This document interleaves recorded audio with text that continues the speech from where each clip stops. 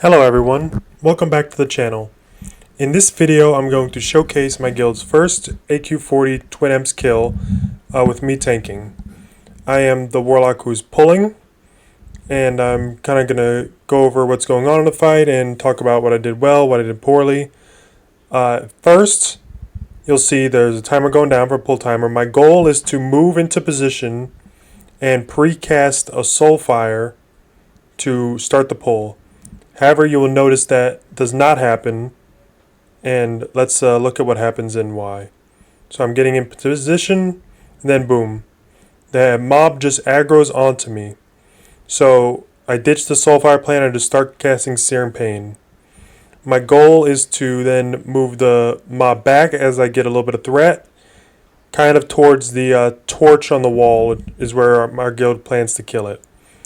I get it back a fair amount, and then I decide just gonna, instead of trying to move it back further, I'm just gonna focus on getting a threat.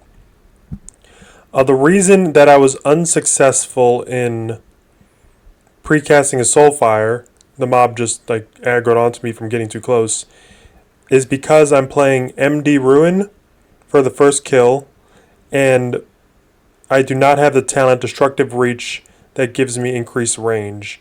So I just body pulled before I was able to precast. Next week I will be playing DS Emberstorm, where I will have that talent.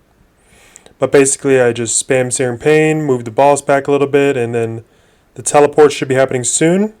So I move into close to the boss to get proximity aggro. Not right on the boss's model, because then you can get like Arcane Explosion by the boss, and that's not good. But you want to be the closest target, so you get proximity aggro. You'll see I'm just spamming Searing Pain, and I have a pretty good threat lead right now. The mages are starting to pump, but they're not going to rip threat off me. It's as simple as just spam Searing Pain and move in when it's going to change to the caster mob. And just like the warrior did just there, you see that the warrior was moving in when it was going to teleport back to the melee mob. And I will be doing the exact same thing once it's my turn to tank. But right now I'm kind of just AFKing and waiting. Pretty simple. But right now all the melee are blasting. Teleports should be happening fairly soon, as it's time. You see the melee are running out, and I'm moving in.